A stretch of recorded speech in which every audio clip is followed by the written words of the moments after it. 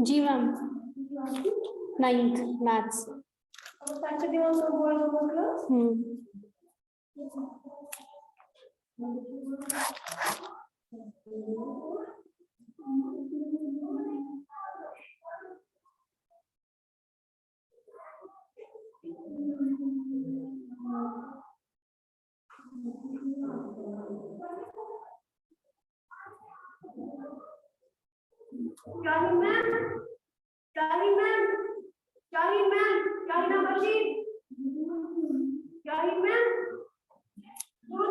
अस्सलाम वालेकुम everyone.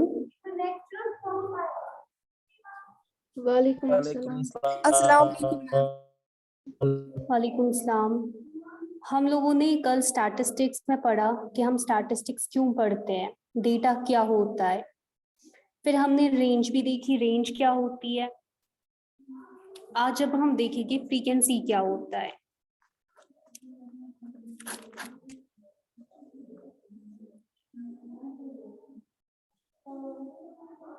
If number of students have obtained a certain number of marks, it's called frequency of those marks. For example, 4 students got 70 marks. तो हम कह सकते हैं the frequency of 70 marks is equal to 4. मतलब क्या होता है फ्रीक्वेंसी का, कि जब हमारे पास कोई चीज रिपीट होती है उसे हम बोलते हैं frequency. For example simple terms में हम समझेंगे, अगर 4 स्टूडेंट्स ने 70 मार्क्स लाए हैं तो हम कहेंगे जो फ्रीक्वेंसी 70 मार्क्स की है, 70 मार्क्स कितनी बार रिपीट हो रहे हैं, 4 बार रिपीट हो रहे हैं। 70 मार्क्स कितने स्टूडेंट्स ने लाए हैं, 4 स्टूडेंट्स ने लाए हैं। तो फ्रीक्वेंसी क्या होगी 70 मार्क्स की, 4 होगी, है ना। अब डेटा को ज्यादा इजीली अंडरस्टैंड करने के लिए हम इसे टेबल के फॉर्म में लिखते हैं, फ्रीक्वेंसी डिस्ट्रीब्यूशन टेबल की फॉर्म में। Frequency distribution table, frequency distribution table हमें क्या बताता है, फ्रीक्वेंसी डिस्ट्रीब्यूशन टेबल हमें फ्रीक्वेंसी बताता है।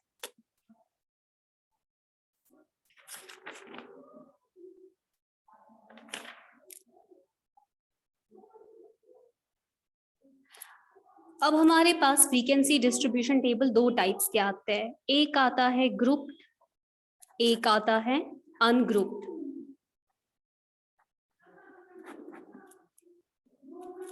अब देखो आपकी बुक्स पे पेज नंबर 262 पे है frequency distribution table.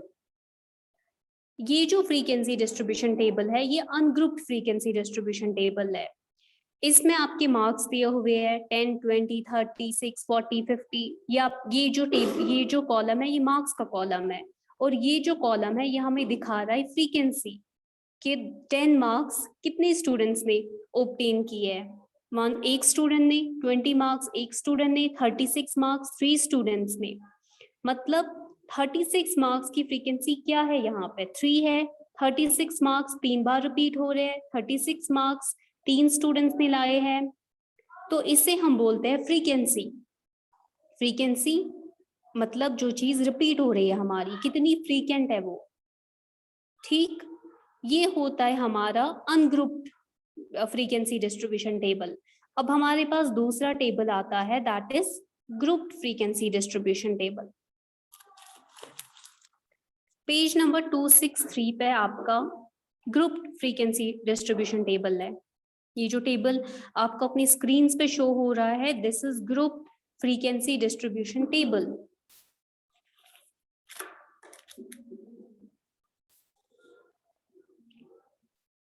Group frequency distribution table में क्या होता है,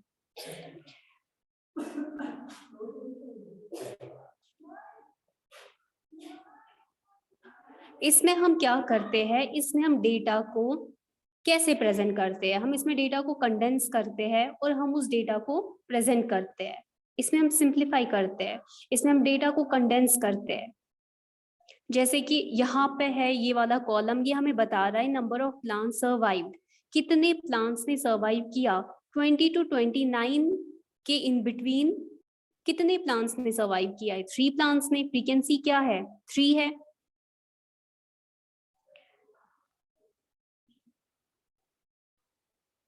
इसमें हम क्या करते हैं, इसमें हम लार्ज नंबर ऑफ डेटा को प्रेजेंट करते हैं ताकि जो रीडर है उससे चीजें समझ आ जाए, ताकि हम इसे सिंप्लीफाई करें। अगर हमारे पास डेटा बहुत है तो अब हम कहाँ लिखेंगे 20, 21, 22, 23, 24? हमने क्या लिया? हमने रेंज ली, हमने इंटरवल्स लिए, ठीक। और उसी फॉर्म में हमने डेटा को रिप्रेजेंट करा, हमने ग्रुपिंग करी। जैसे कि 20 to 29 का एक ग्रुप है, 30 to 39 का दूसरा ग्रुप है, तो हमने इसमें ग्रुपिंग करी। This is known as group frequency distribution table.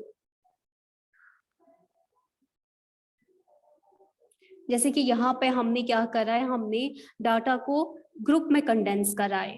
20 to 29 का एक ग्रुप बना दिया, 30 to 39 का दूसरा ग्रुप बना दिया, और फिर उसमें हमने देखा कि कितने फ्रीक्वेंसी क्या आ रही है। मतलब इसमें इन शॉर्ट आपको याद रखना है, फ्रीक्वेंसी डिस्ट्रीब्यूशन टेबल में जो ग्रुप्ड फ्रीक्वेंसी डिस्ट्रीब्यूशन टेबल होता है उसमें हम ग्रुप्स फॉर्म करते हैं, ग्रुप्स की फॉर्म में डेटा को कंडेंस करते हैं।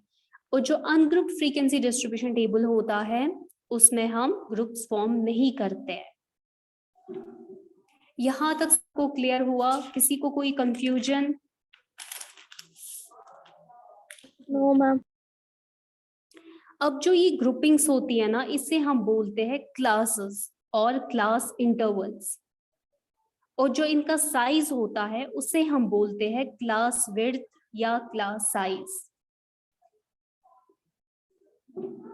ये जो इससे हम बोलते हैं क्लास इंटरवल या क्लास, ये जो ग्रुप होते हैं, ठीक। अब जब हमें देखना होता है इनका साइज, तो हम इनका साइज कैसे निकालेंगे, जिसे हम क्लास विड्थ या क्लास साइज बोलेंगे? हम करेंगे upper limit minus lower limit, ठीक। अपर लिमिट को हम लोअर लिमिट में माइनस करेंगे, वो हमारा क्लास इंटरवल आ जाएगा।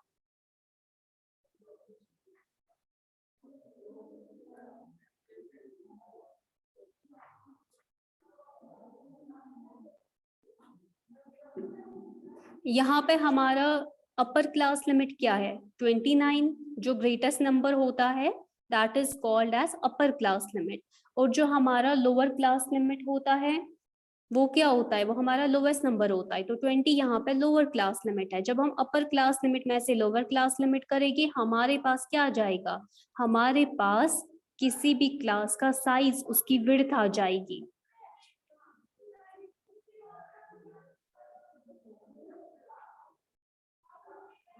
यहां तक सबको क्लियर हो गया? मैंने कहा कोई भी ग्रुप है, लाइक 20 to 29 का ग्रुप है, इसे हम बोलेंगे क्लासेस और क्लास इंटरवल। इसको हम नाम देंगे क्लासेस या क्लास इंटरवल। ये एक ग्रुप है। अब अगर हमें इस ग्रुप का साइज देखना है तो हम कैसे निकालेंगे? हम अपर क्लास लिमिट को माइनस करेंगे लोअर क्लास लिमिट। अपर क्लास लिमिट वो वैल्यू होता है जो बड़ा होता है, लोअर क्लास लिमिट वो वैल्यू होती है जो छोटी होती है। तो 29 माइनस 20 हमारा क्लास इंटरवल आ जाएगा। जो हमारा 29 माइनस 20 है, हमें इससे क्या पता चलेगा? अपनी क्लास का साइज, उसकी विड्थ पता चलेगी। अब है क्लास मार्क एक टर्म। क्लास मार्क हम कैसे निकालते हैं? क्लास मार्क होती है हमारी middle value of class, middle value of class, and this is equal to upper class limit plus lower class limit divided by 2। इससे हमें हमारा क्लास मार्क मिल जाता है। क्लास मार्क मिडिल वैल्यू होती है क्लास की, and that is equal to upper class limit plus lower class limit divided by 2। ठीक, ये सबको क्लियर हो गया?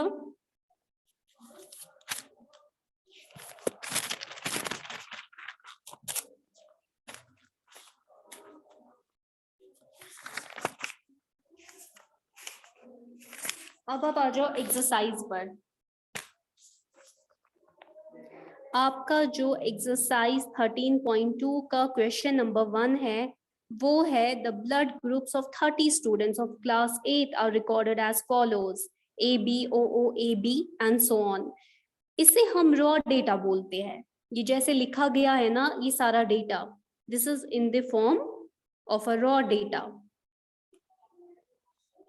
Represent this data in the form of a frequency distribution table, which is the most common and which is the rarest blood group among these students. हमारे पास data दिया है raw form में, अब हमें क्या करना है, हमें इसको फ्रीक्वेंसी डिस्ट्रीब्यूशन टेबल के फॉर्म में दिखाना है। ठीक, हमें फ्रीक्वेंसी डिस्ट्रीब्यूशन टेबल ड्रॉ करना है और हमें इस डेटा को उसमें रिप्रेजेंट करना है। फॉर एग्जाम्पल, अगर हम ब्लड ग्रुप ए लेंगे तो आप काउंट करोगे ए ब्लड ग्रुप कितने स्टूडेंट्स का है और वो ए ब्लड ग्रुप की फ्रीक्वेंसी आ जाएगी।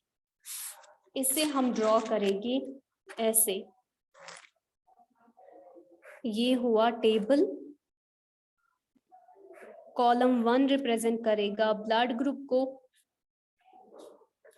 कॉलम 2 रिप्रेजेंट करेगा नंबर ऑफ स्टूडेंट्स को।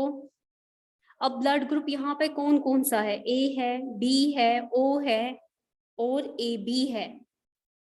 तो लिखो ABOAB, ये आपका फ्रीक्वेंसी डिस्ट्रीब्यूशन टेबल है। ठीक, और ये अनग्रुप्ड फ्रीक्वेंसी डिस्ट्रीब्यूशन टेबल है क्योंकि इसमें हमने ग्रुपिंग नहीं की है। अब कितने स्टूडेंट्स का ब्लड ग्रुप ए है, आप देखो, आप काउंट करो, 1 2 3 4 5 6 7 8 एंड 9 स्टूडेंट्स का ब्लड ग्रुप ए है, तो आप लिखोगे 9। ऐसे ही 6 स्टूडेंट्स का ब्लड ग्रुप बी है, 12 स्टूडेंट्स का ब्लड ग्रुप ओ है और 3 स्टूडेंट्स का ब्लड ग्रुप ए बी है। टोटल जब आप काउंट करोगे तो ये आपके पास 30 स्टूडेंट्स आएंगे। तो मतलब हमने क्या किया, हमने ब्लड ग्रुप ए की फ्रीक्वेंसी देखी, कितने स्टूडेंट्स का ब्लड ग्रुप ए है, 9 का। मतलब ए ब्लड ग्रुप कितना फ्रीक्वेंट है, 9 टाइम्स फ्रीक्वेंट है। वो रिपीट कितनी बार हो रहा है, 9 टाइम्स रिपीट हो रहा है। तो ब्लड ग्रुप ए की फ्रीक्वेंसी क्या हम कह सकते हैं, 9 है। क्वेश्चन हमसे पूछ रहा है मोस्ट कॉमन ब्लड ग्रुप कौन सा है, सबसे ज्यादा ब्लड ग्रुप कौन सा रिपीट हो रहा है, ओ हो रहा है 12 टाइम्स, तो most common blood group is O. और रेयरेस्ट ब्लड ग्रुप पूछ रहा है कि सबसे कम कौन सा ब्लड ग्रुप है, ए बी है, ओनली 3 टाइम्स रिपीट हो रहा है, इसकी फ्रीक्वेंसी 3 है, तो ए बी हमारा रेयरेस्ट ब्लड ग्रुप है। इसमें किसी को कोई कंफ्यूजन?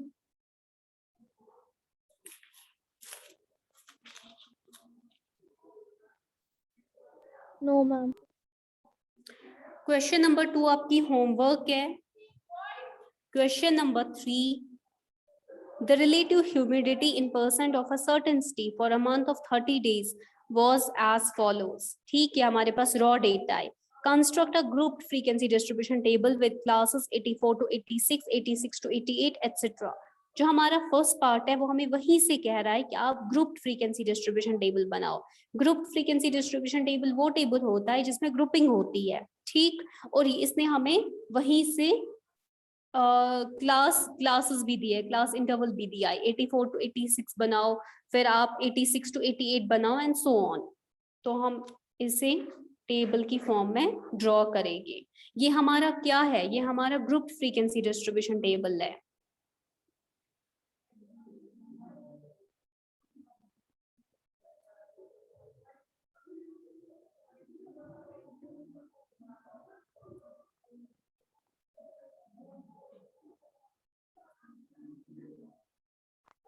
फैजान, आपने क्लास बहुत लेट ज्वाइन की है। तो ये हमारा क्या आ जाएगा, ग्रुप फ्रीक्वेंसी डिस्ट्रीब्यूशन टेबल। इस कॉलम में हम लिखेंगे रिलेटिव ह्यूमिडिटी,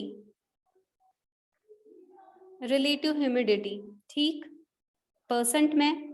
और यहाँ पे आप लिखोगे फ्रीक्वेंसी कि कितनी बार वो रिपीट हो रहा है। लेकिन हमें क्या ड्रॉ करना है इसको in the form of a group frequency distribution table, तो हम ग्रुपिंग्स करेंगे। ग्रुपिंग्स की जो हमारे पास क्लास इंटरवल है वो दिया गया है 84 to 86 पहला ग्रुप, उसके बाद हम लिखेंगे 86 to 89। कितना इसमें डिफरेंस है, 86 माइनस 84, 2 का डिफरेंस है ना। ऐसे ही 2 की डिफरेंस के आप ग्रुप्स बनाते जाओ, 86 to 88, then 88 to 90, 90 to 92, 92 to 94, 94 to 96, 96 to 98, 98 to 100। ठीक, 84 to 86 कितनों का रिपीट हो रहा है, कितनी बार रिलेटिव ह्यूमिडिटी रिपीट हो रही है 84 to 86 के ग्रुप के बिटवीन। अब हम देखेंगे 84 से हम स्टार्ट करेंगे। 84 यहाँ पे 86.5 है तो ये इस ग्रुप में नहीं आएगा, हमारा ये ग्रुप ओनली 84 to 86 का है।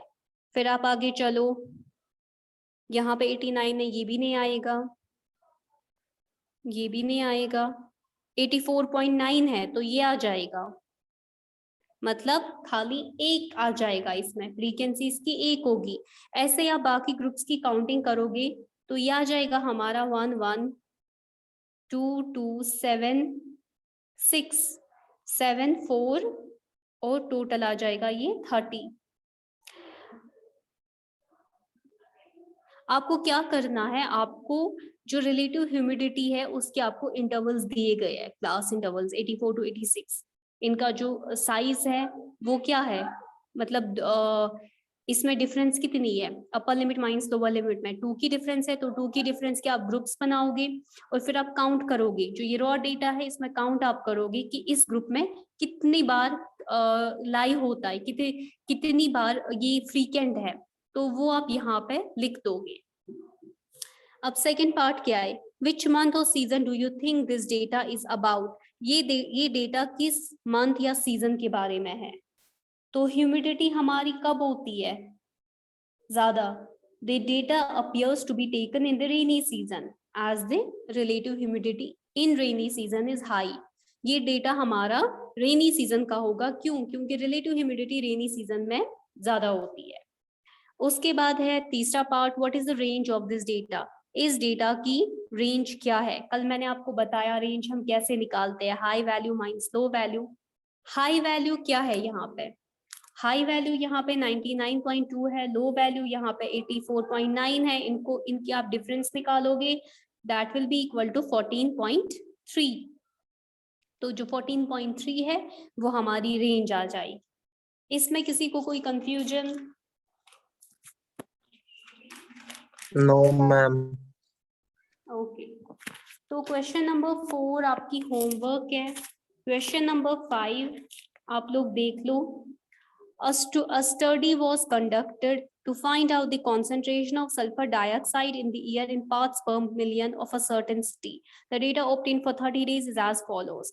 एक स्टडी की गई जिसमें क्या देखा गया कि सल्फर डाइऑक्साइड की कॉन्सेंट्रेशन एयर में कितनी है।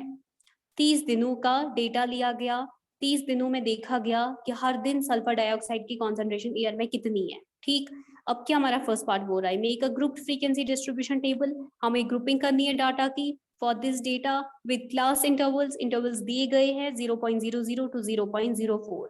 मतलब कितना डिफरेंस है इसमें, 0.04 का डिफरेंस है इन इंटरवल्स में। तो हम बनाएंगे अपना टेबल। ये फर्स्ट पार्ट है, concentration of sulfur dioxide, concentration of sulfur dioxide in parts per million, और ये है हमारी फ्रीक्वेंसी। तो ग्रुपिंग हमें दी गई है 0.00 to 0.04, then 0.04 to 0.08, 0.08 to 0.12, 0.12 to 0.16, 0.16 to 0.20, 0.20 to 0.24। Frequency जब आप काउंट करोगे इस रॉ डेटा में 0.00 से लेकर 0.04 की रेंज में कितने आते हैं, तो आपको मिल जाएगी फ्रीक्वेंसी। देखो 3 आता है 4 की 0.04 तक की रेंज में, हो गया एक, ये हो गया दूसरा, तीसरा,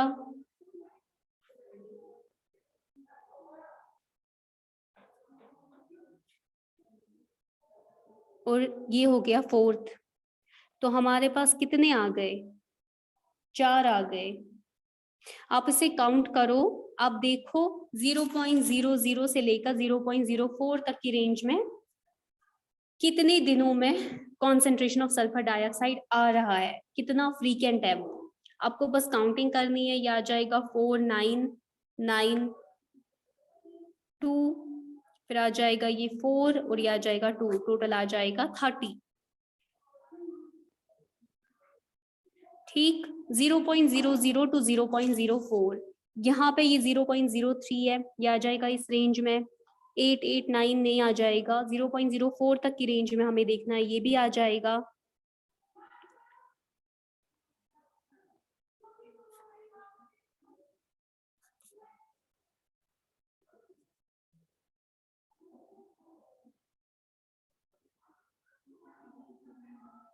जीरो वन,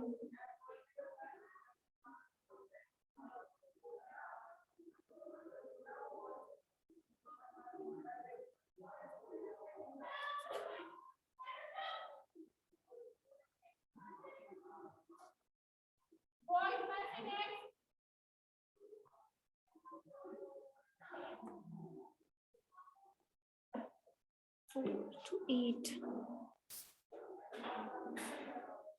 ये 4 हमें इसमें नहीं लेना है, ठीक। 0.01 आ जाएगा, तो हमारे पास 0.01 आएगा, 0.01 आएगा, 0.02 आएगा, 0.03 आ जाएगा इस रेंज में। 4 वैल्यूज आ जाएगी, आप लोग ये काउंट कीजिएगा। सिंपल है, आपको बस देखना है कि कितना फ्रीक्वेंट है। ग्रुपिंग जब हमने करी, फिर कितना फ्रीक्वेंट वो वैल्यूज आ रही है, वो आपको अपने सेकंड कॉलम में प्लेस करनी है। अब इसका सेकंड पार्ट क्या है? For how many days was the concentration of sulphur dioxide more than 0.11 parts पर मिलियन। जब आप रॉ डेटा में काउंट करोगे तो आप देखोगे इसकी वैल्यू आ जाएगी 8 days. For 8 days, the concentration of sulfur dioxide was more than 0.11 parts per million. ठीक। क्वेश्चन नंबर 6 आपकी होमवर्क है। क्वेश्चन नंबर 7 है,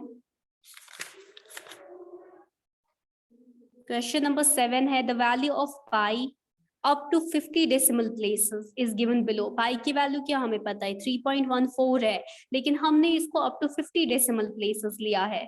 अब हमें क्या करना है? We have to draw a frequency distribution table of the digits from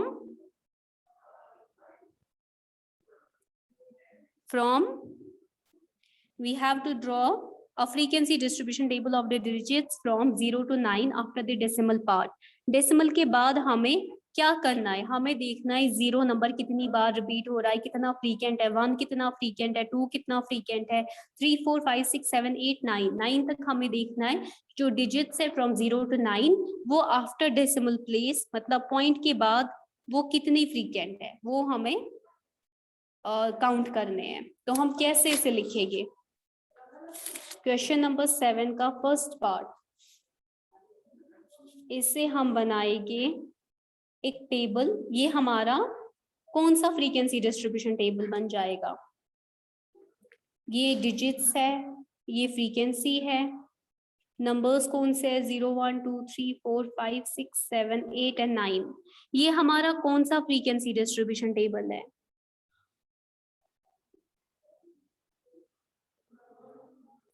class ये कौन सा फ्रीक्वेंसी डिस्ट्रीब्यूशन टेबल है?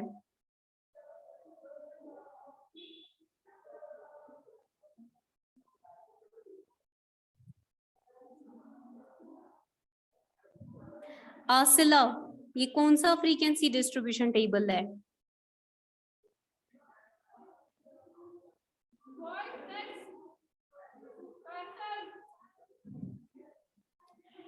आसिला, आफ्ताब, फैजान, मोहम्मद मुसद्दिक, सीरत, महरीन, ये कौन सा फ्रीक्वेंसी डिस्ट्रीब्यूशन टेबल है?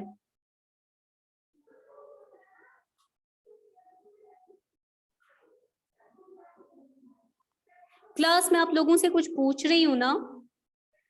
ये जो मैंने यहाँ पे फ्रीक्वेंसी डिस्ट्रीब्यूशन टेबल बनाया, ये कौन सा फ्रीक्वेंसी डिस्ट्रीब्यूशन टेबल है? ग्रुप फ्रीक्वेंसी डिस्ट्रीब्यूशन टेबल है या अनग्रुप?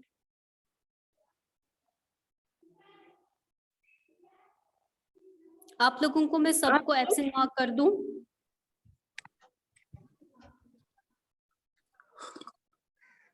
हाँ जी, कौन सा फ्रीक्वेंसी डिस्ट्रीब्यूशन टेबल है?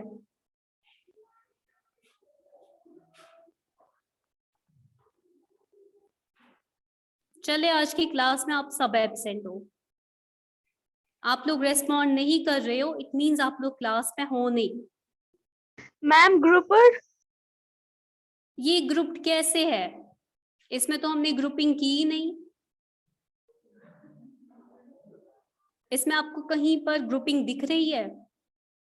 ग्रुपिंग ये होती है 0.00 टू 0.04, ये हमारा एक ग्रुप बन रहा है, इसमें तो ग्रुपिंग हुई नहीं है, ये हमारा अनग्रुप्ड फ्रीक्वेंसी डिस्ट्रीब्यूशन टेबल है।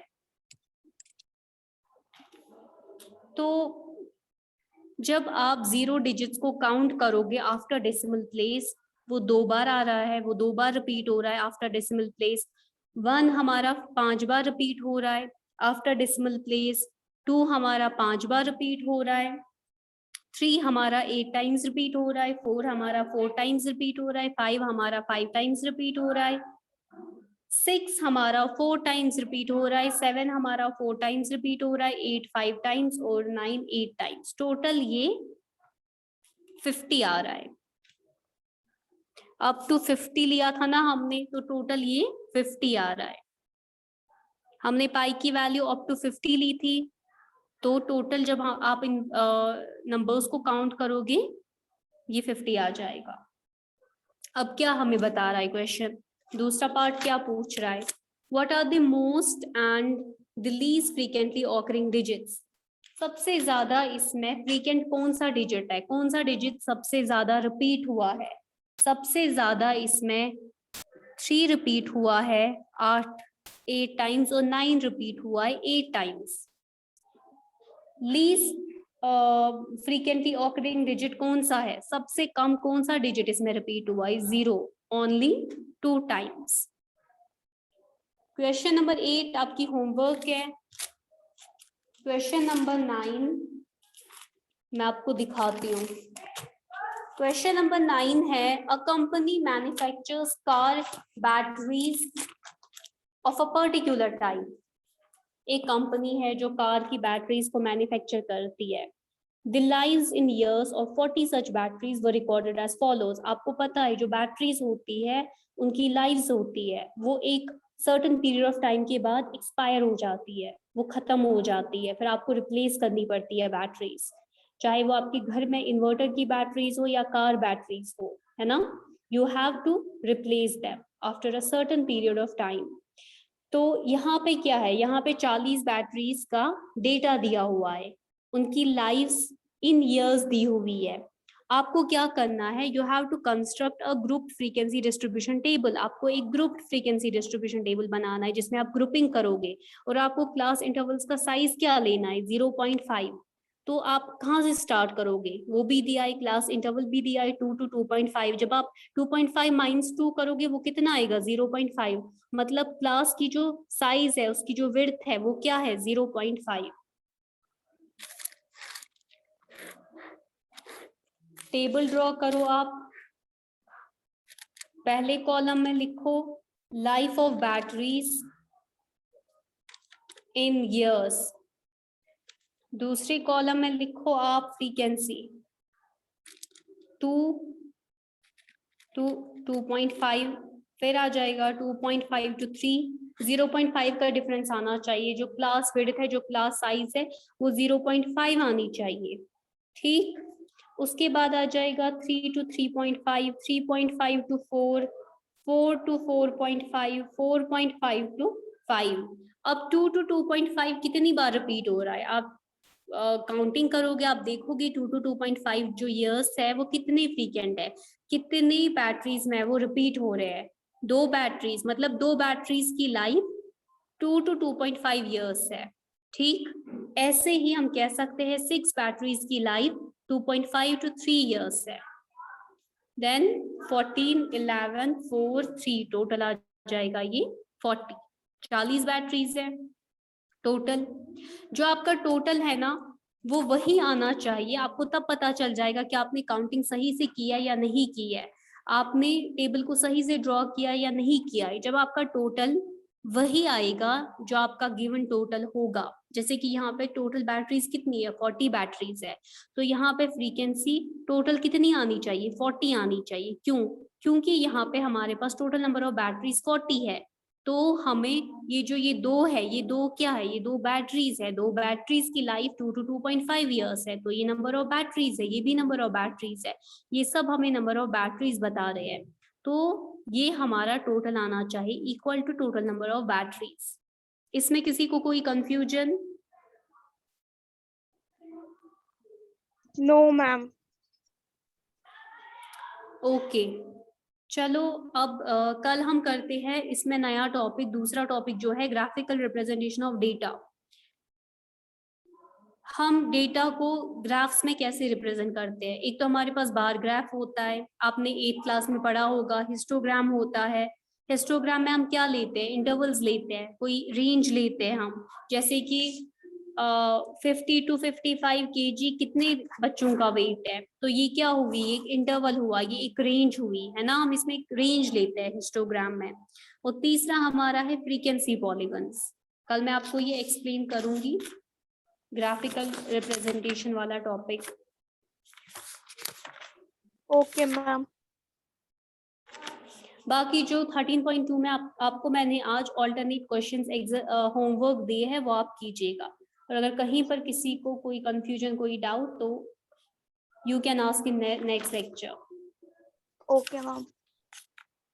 चलिए क्लास, अस्सलाम वालेकुम।